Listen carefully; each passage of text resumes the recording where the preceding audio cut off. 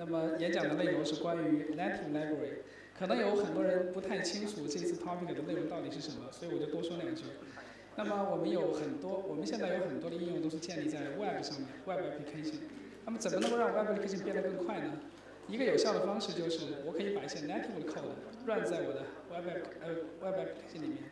比如一个典型的技术就是微软的 Microsoft 的 ActiveX， 对吧？但 ActiveX 会有一些自己的很致命的问题，比如说它的安全性，因为它是在 Operation System 层面上，你没有办法控制它只运行在浏览器里。那我们今天 Henry Bridge 给大家带来的就是在 Google 里面所使用到的一个 native library 的技术，可以让你的 native code 在 Web application 上运行，但是又可以控制它运行在 Sandbox 里面，同时兼顾安全性和性能。OK， 好。谢谢。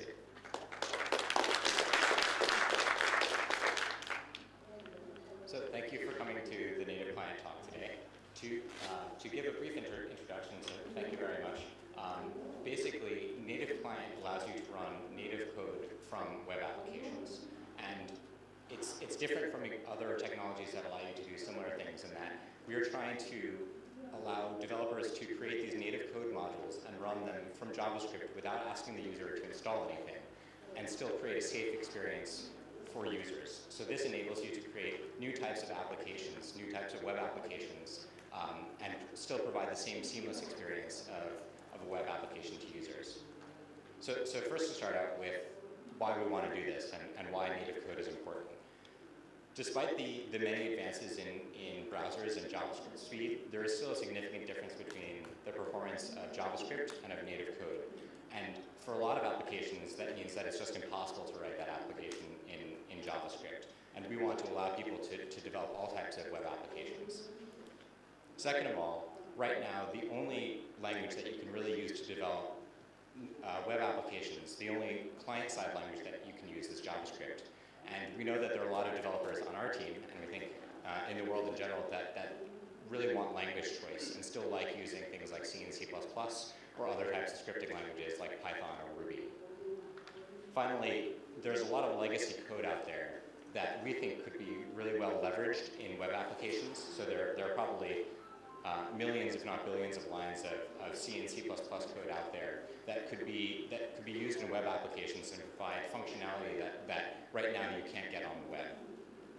But at the same time, as I said earlier, we're trying to design the system and allow developers to include native code in their web applications in a way that's safe for users, and it's also portable across operating systems in the same way that users expect from web applications today. So the system that we've developed allows you to compile native code and run it safely in all popular browsers and operating systems, whether it's Firefox or Safari, and whether you're or Chrome, and whether you're on Linux or Macintosh or Windows, of course. So to go a little bit more into what we mean by performance here. So first of all, you're running native codes. There's no actual interpretation involved. But beyond that, we also give the developer access to performance features such as thread support, which is something that you currently can't get in JavaScript, although we're adding with web workers. And we also give the developer straightforward access to vector instructions. So on Intel hardware, of course, this is SSE, and on AMD processors, there's 3D now. And that really, for multimedia applications, can mean the difference between very fast computation and operations that take significantly longer.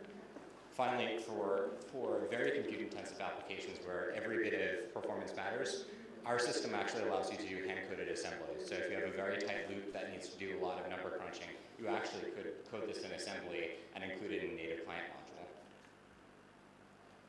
So what does this mean for the web, and why native code modules? Well, there are a lot of different applications, as we said, that are just impossible with JavaScript. So we imagine being able to include safer multimedia codecs and deliver them to users without asking them to install a new multimedia codec totally seamlessly. The same thing goes for things like audio and video synthesis, physics simulations for scientific applications, video and audio analysis. So if you wanted to implement something like the Google mobile app, or as you've seen demos of Android where you can do speech recognition that's partially done on the client and then do something with that on the server side, this could enable applications like that. Multimedia editors are also classically very compute intensive, so things like video and audio and photo editors. cryptography that's custom for your application, or compression would be two other types of applications that we could envision being very useful with this technology. And finally, we have plans to also integrate native client with O3D so that developers can actually have access to not only the native computational power of the CPU on the machine, but also be able to access the GPU on the machine so that you could get a really high quality AAA title game running directly in a browser that has both physics that you use the CPU for, and it also has hardware accelerated graphics, 3D graphics. So to give a bit of an overview of what it's like to actually build a native client app, this is sort of the life of what a native client app is. So say that you're building a game that's based on, you're talking about global warming or global cooling, and you want to display a globe and then do a lot of complex physics and calculations on the game. So first of all, the first thing to note is that you would first write your native client app. You'd start out by writing an HTML, JavaScript, CSS page that you could put up on any server. But then the way it's implemented right now is you embed an object tag, and in that object you point it to the source of .nexe, that's the extension that we use. .nexe object, which is basically just compiled x86 code. We then have something we call the native client helper, which is either implemented as a plugin or, as we'll talk about later, we expect to be implemented directly in the browser that knows how to actually interact with the browser and download that nexe object. Now, an important thing to note is that we have no idea what that object is. We know it's a binary of some sort, but we don't know what it does. And that means that it could do dangerous things. It could try and erase your hard drive. It could try and send spam, all sorts of things that we want to specifically disallow, which is why our system has a security check. So basically, we download this binary object, and then we run it through a scanner that, if you can take as an analogy, something like airport security. It's like a metal detector. And then if we discover that this object is actually something dangerous, the binary is going to do something bad to your computer, we don't run it at all. We don't allow it to even start. But if we find that it checks out okay, we then start the native client runtime, which is just an address space essentially, and load the module into the runtime. So then you basically have this executable that's running. While it's running, however, as an additional security measure, we put a second sandbox around it. And this is a standard operating system sandbox where if this object somehow passed our first check and we didn't catch something, if it tries to make any system calls, if it tries to do anything dangerous, we actually shut the application down. We then set up a way for the native code module to communicate with the JavaScript logic in your code so that you can then start passing messages back and forth. So that if you need to do something that's heavy computation, you can then send a message to the native code module and get a response back. And through an interface like that, you can get something running like this game, a physics simulation, anything that's computationally intensive, where the UI and the sort of surrounding outside part is a web page. It's HTML, it's JavaScript, it's CSS. But the heavy computational lifting is actually done in native code where you can get the performance that you really need. So something that probably all of you are wondering is, are they crazy? Do you really think that you can run native code safely if you don't know what the source of it is and you don't know the source code? And we actually think that we can. So our goal here is really to make native code in this sandbox environment as safe, or hopefully at some point safer than JavaScript. And we've taken a lot of steps to try and make it that way. So we've done both internal security reviews, as well as we've open sourced it to allow the community to scrutinize it. And then to encourage that scrutiny, we've also published papers in prestigious places and actually got a Best Paper Award. And we also held a security contest. And what the results of that security contest found is that, which by the way had great participation, there were issues that people found in the system. However, all of the issues that were found were implementation errors. So we overlooked something. And in most cases, the the best attack surface, as you see at the bottom, there were actually 8 instances where people found points of contact between the browser and our system to exploit. So the core part of the validation check actually came out pretty strongly out of that process. And we've continued over time. We fixed all of these issues, and we've continued over time to improve the security. So let's talk about where Native Client is today and where it's going tomorrow as a developer product. So a few months ago, we did what we call a research release. Basically, because we know that security is such a sensitive area for this technology, we open sourced it and released it to the research community to really do an evaluation of what the security of the system was. So when we originally released it, and as it is right now, it's an NPAPI plugin that can be used in all popular browsers. It's x86 32-bit only, and that's because we use segment registers. It currently only allows you to do software-based rendering and raster graphics, and we currently do development within Google and then periodically mirror our source code to a public SVN repository. Where we're going in the future with this really is we want to see Native Client built into the browser. We want to see native code as an intrinsic part of the browser and web platform. And so we're working on 2 APIs, one of which I'll be showing you today. First of all, a native web workers interface. So taking the HTML5 web worker standard and allowing you to write native code for that interface. And then something we also call a revised NPAPI, which I'll talk about. It tries to address some of the limitations and frustrations of NPAPI. In addition, we're also adding additional architecture support. So we're adding x64 support, since that's where the computing industry is moving right now. And we also plan to offer ARM support to support mobile devices. We're also, as I mentioned earlier, working on O3D integration to allow developers to use both the computational power of the machine and the graphics hardware of the machine. And we also, as of now, have started working off of a public SVN repository. So if any of you would like to, and we encourage you to contribute to the project, that's much easier to do now. And it also means that you see the day-by-day updates as we make them to the repository. So a brief introduction to these APIs. If you don't know much about web workers, again, it's an HTML5 standard. It's intended really for allowing you to create multi-threaded web applications. And the 3 primary interfaces that it can use is, first of all, the main JavaScript thread can post messages that are just strings to a web worker. The web worker itself can make XML HTTP requests for network connectivity. And the web worker can also access the HTML5 local storage, the database underlying the browser, so that you can download information, process it, put it in the database, and then the main thread can then work with it as well. So our goals for native client, these native web workers, is to support other types of languages in the web worker interface, things like C, C++, and Ruby.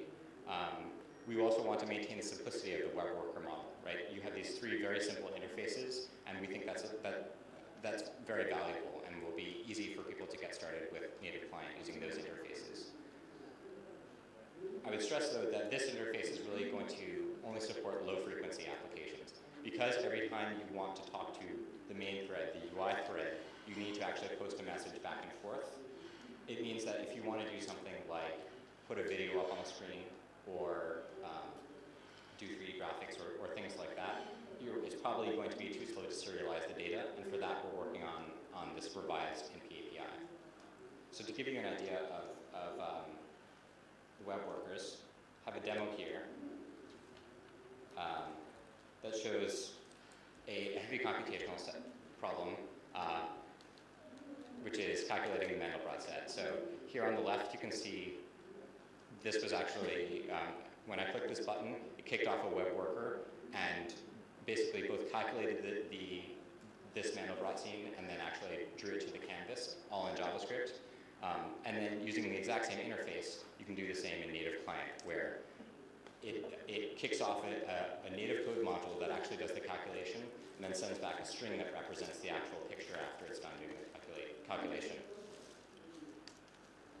So let's take a quick look at what the actual source code looks here. So you'll see in the mandelworker.html file, this is the actual page that that I was looking at.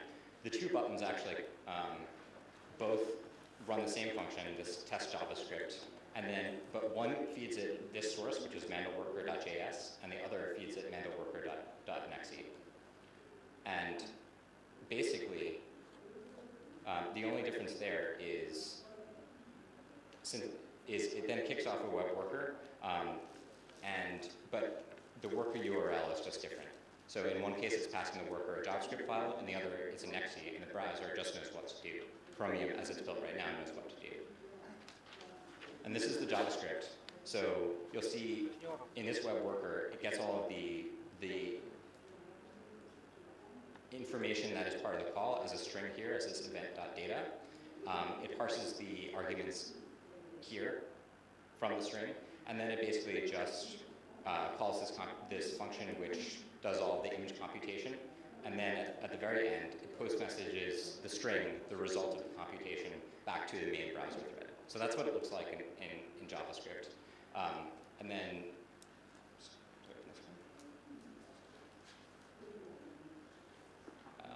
let's see. I think I forgot to open the CC.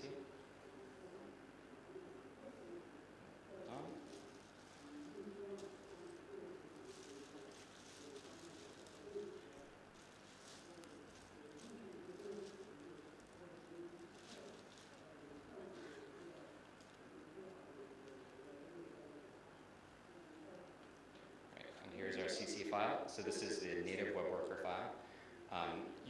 It's very similar here. So you get in, here at the bottom, where the worker comes in. You actually use the scan to actually parse the arguments, and then you call this mandel function at the top, which does all the computation just like the JavaScript does, and then pushes the result back as a string. So as you can see, in both these instances, to the browser it looks exactly the same. It passes in a string of arguments. It points it at a source file, and then it gets back a string of arguments that it just takes and paints to the actual canvas.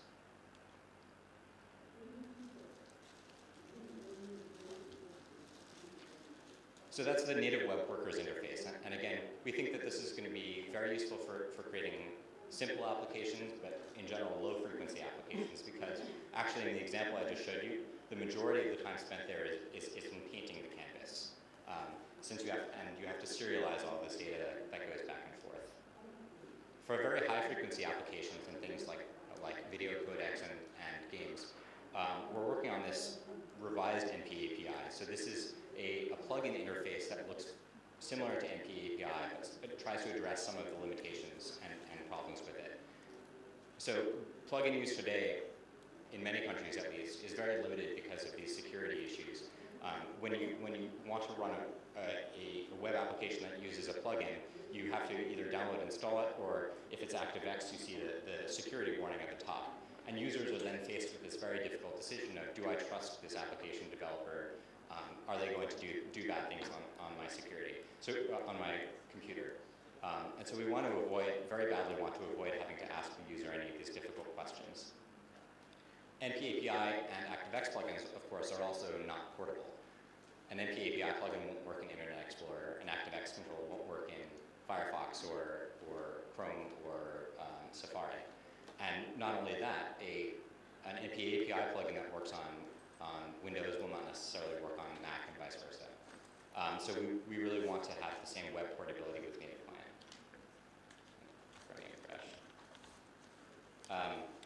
So really we see this as creating a sort of brighter future for plugins, where it's a lot easier for web developers to create plugins to offer this advanced functionality, but it's a much better user experience where the user doesn't have these difficult questions and they know that they're safe actually running plugins.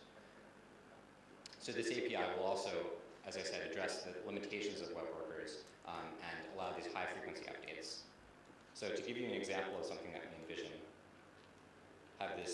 we have a video codec that we've actually developed. The source code is actually Google internal. Basically the original source code takes an H.264 video and outputs the raw frames to a file. But in 20 lines of code change, we were actually able to create a simple native client video player out of this code. And in 200 more lines of code, we added both audio support and frame rate control so that it runs at the right speed regardless of how fast your processor is. So the big takeaway here is that this really lets you leverage existing legacy code that you have very easily. It can be very, very easy to take an existing application that you have and port it to native client. And to show you just how easy, if you take a look at the source. So you can see up at the top here, we've if-def'd if it's actually native client. And if it is, we initialize this special native client video system that gives you this high frequency updates to the browser. And this is just more initialization code here. You can see here, this is the else case. If you're not doing native client, you just write the file out. And this is where the actual work is done. So first of all, we do this conversion from YUV to RGB, and then we call this knuckle video update on this data to just post it to the screen. And that's really it for porting this simple video player. So to show you that,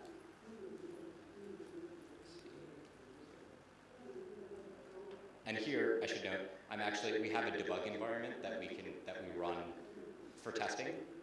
It can be very useful if you're trying to develop a native client app. You can actually run it outside of a browser instead of doing it in the browser.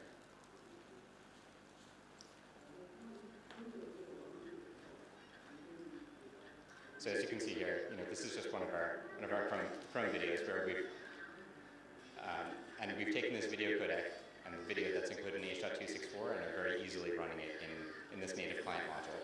So you could see, doing it in the browser in a very similar way, where perhaps the user doesn't actually have an H.264 video decoder installed in their computer, and you can very easily provide it to them and provide your content to them using a native client module.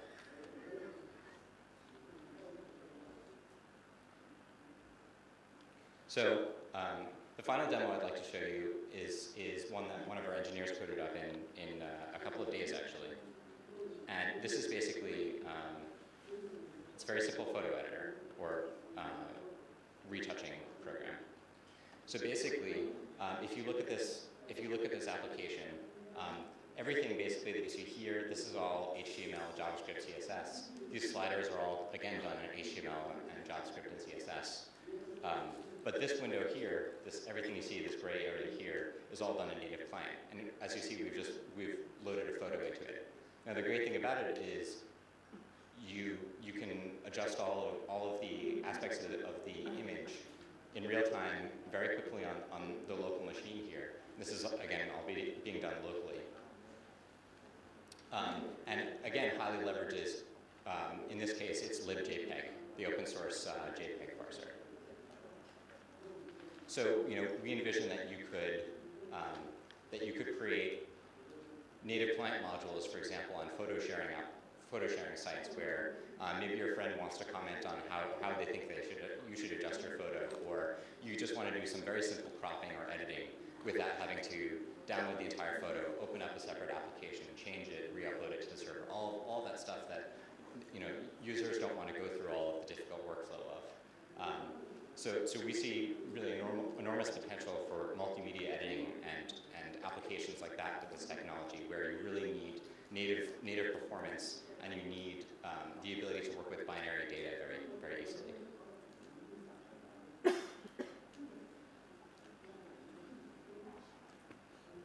So finally, in closing, how you can get involved with native client. So right now, again, we're in the process of moving from a research technology to a developer product, and you should be seeing signs of that. You saw it baked into Chromium here. You should be seeing signs of that soon.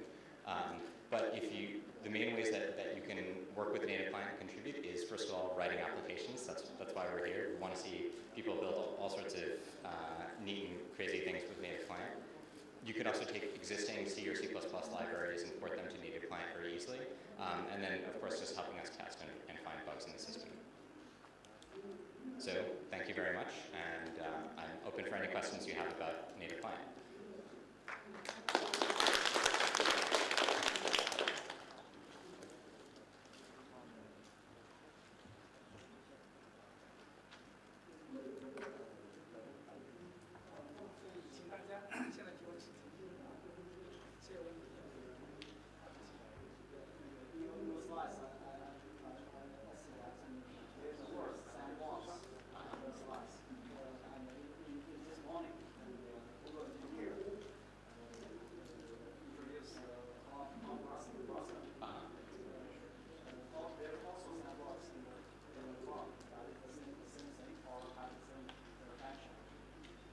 That's a great question. So the question was, Chrome has a sandbox.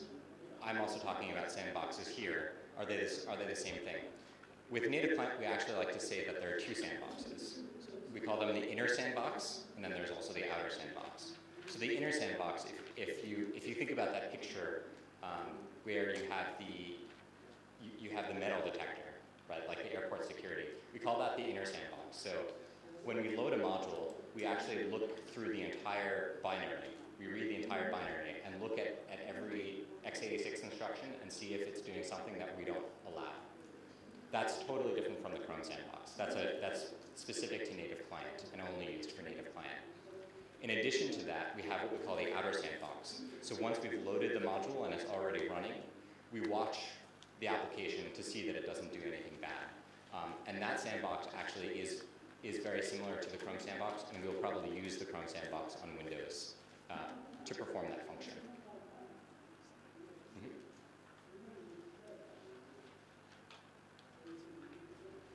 It's very interesting. Do you have plans to support other languages? So the question was whether we have plans to support other languages. So if you think about it, the real language of native client is machine code. The language of native client right now is x86. Any language that you can think of that you run on an x86 processor, you could use with the system. So you could, right now we provide compilers for C and C++, but people have ported Python and I think also Ruby to actually work with native client. So you could use those languages as well. We are also planning, however, to support x86-64 because we know that machines that are shipping right now actually use x86-64, and Windows 64 is starting to be adopted more and more. So we will support that, and we also are planning to support ARM, so that you could run whatever languages you want on top of any of those types of processors.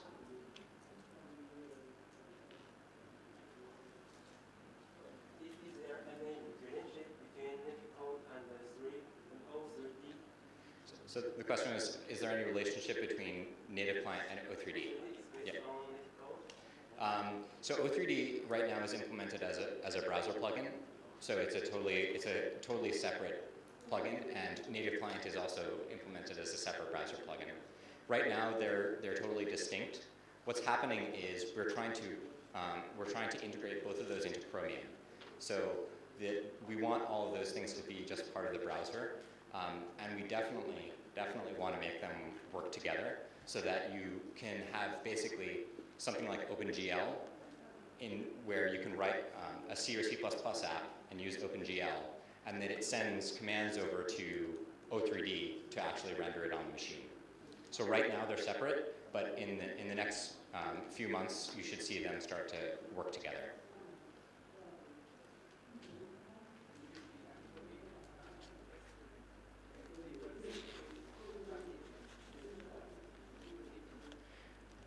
The difference between native client and browser plugins, or yeah, so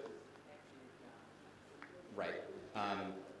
So what's the difference between NPAPI plugins, for example, and native client plugins? The real difference that we see there being is that an NPAPI plugin, in order, as a developer, right, if you want to have a user use an NPAPI plugin, you have to have them download it, and then they have to run some installer, right? It has to be installed on their computer. And that means that you're going to lose a lot of users, right? Because they are not going to want to download the plugin. They don't want to go through the effort. With a native client module, the idea is you go to the web page, and as you saw the object, the embed tag, that will just automatically download the native client module. The user doesn't need to take any type of action. So it's a real web experience where you go to a page and it works. There's no need to download anything and install anything.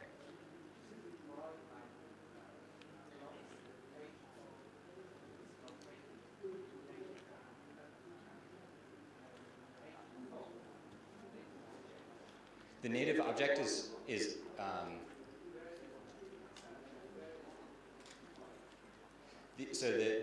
the object is deployed on the server, and then the browser knows how to download the object, download the native client we call it the Nexes, the code module. The browser downloads it and then runs it in the sandbox.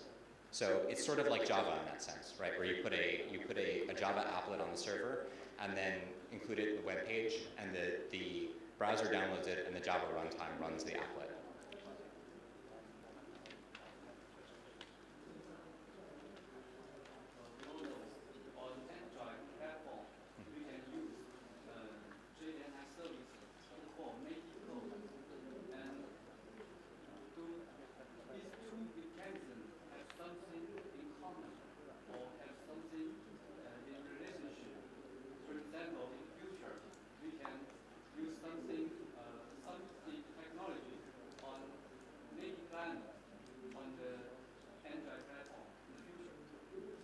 So the question was, what's the relationship between native client and JNI, in that they both allow you to run native code from another environment that's not native?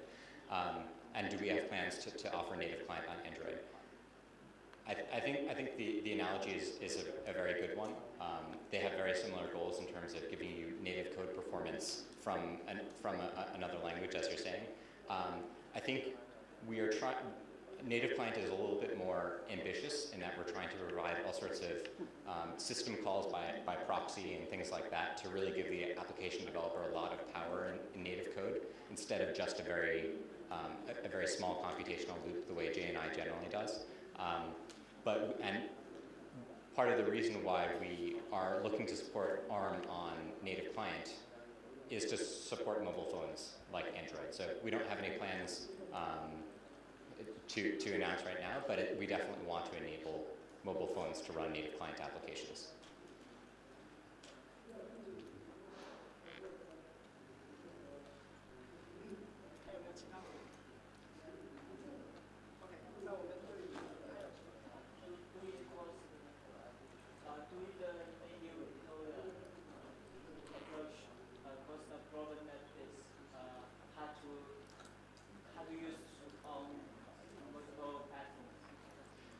So is the question, how do you get over the problem that native code is hard to use on multiple platforms? Is that what you're asking? How do we enable native code to be portable? You one C++ code have to be compiled multiple times. Yeah. If you use technology.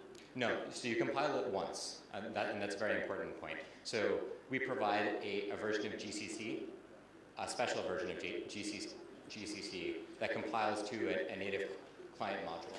And there are very specific rules about what the module can do and what it can't do. And it turns out that a lot of the same rules that we impose to make the module safe to run also make it easy to make it portable. So for example, opening a file is something that you do differently on Windows, and something you do differently on Linux, and something you do differently to some extent on Mac OS X. But we don't allow you to open files. If you want to access a file in native client, you have to ask the browser to get you a file from the web.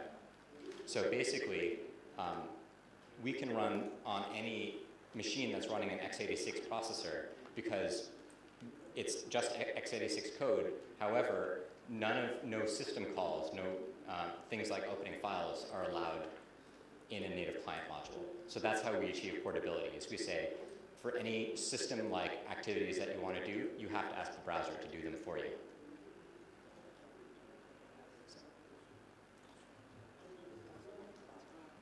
How do you support GPL license software? If I buy the latest phone size and it's nicer than a GPL, I want to use it to be able to replace my client with your version.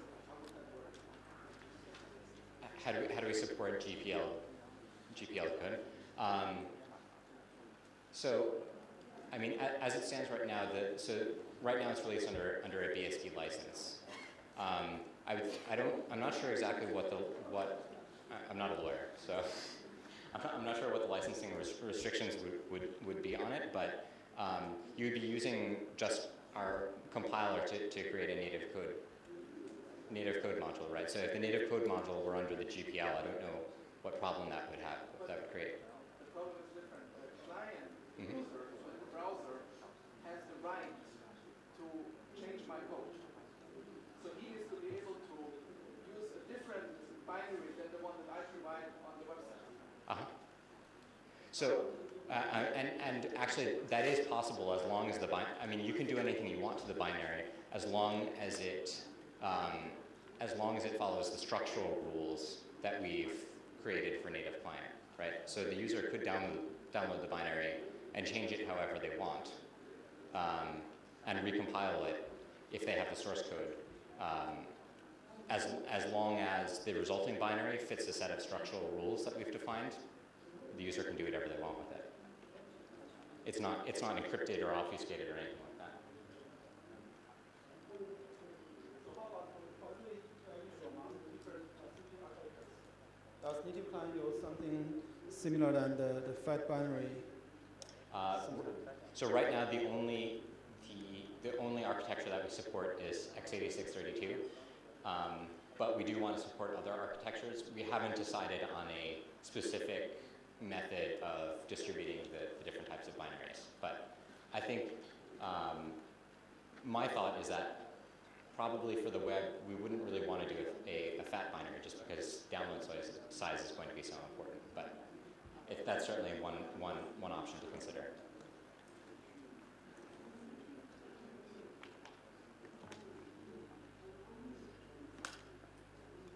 能不能麻烦翻译一下？我有2个问题。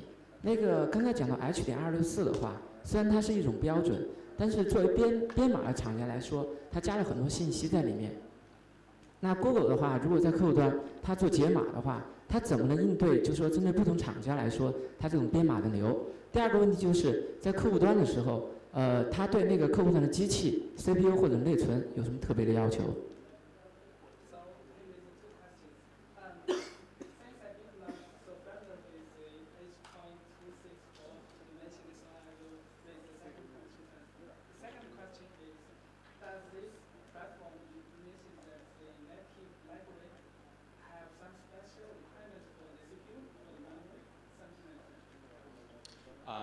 The special requirements for CPU. So when you compile a native client module from Cirrus C++, it gets compiled to x86 machine code. So the first requirement is that you have an x86 processor. In terms of other requirements I was talking about, structural requirements. To give one example, every native client module has to align to 32-byte boundaries. And we impose that restriction, and the compiler essentially aligns all the instructions to 32-byte boundaries so that we can reliably scan the module and disassemble it and figure out what it's trying to do. So there are no specific system requirements other than that you have an x86 CPU, but the compiler will change structurally the binary when it compiles it.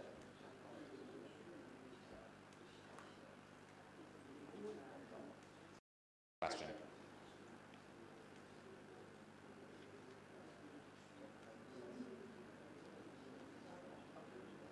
So the first question is, you mentioned an example of the machine that you translate one, you transfer one H.264 application to Google-based application, which is a Latin language. And his question is, although the H.264 is a standard specific, but there are some manufacturers will add some provide information to the string to encode. So many will add what to the string?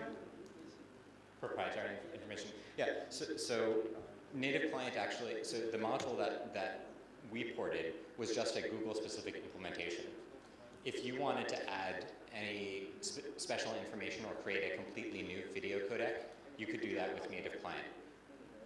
So if you wanted to add, I don't know what type of metadata to your video, you could certainly do that. And the advantage with native client is that instead of having to get the user to install something, which might be very difficult, with native client, you can just put a module up, and when they go to your page, it will automatically run.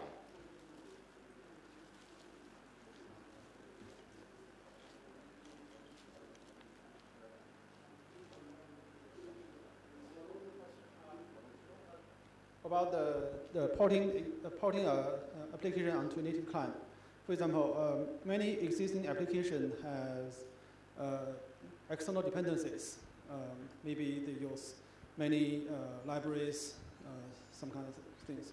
So does native client only support static linkage, or maybe it can support some kind of shell linkage in the future? That's a great question. So native client currently only supports statically linked binaries. So yes, everything would need to be compiled into one monolithic module. The only other approach that we offer right now is there's actually a very simple message passing interface between native client modules. So if you wanted to break it up further, or if someone wanted to provide something that was sort of like a DLL or some sort of utility module, you could create it, but you would be somewhat limited by your ability to pass messages back and forth fast enough. We would like to at some point support something like dynamically linked libraries, but right now it's only statically linked and message passing.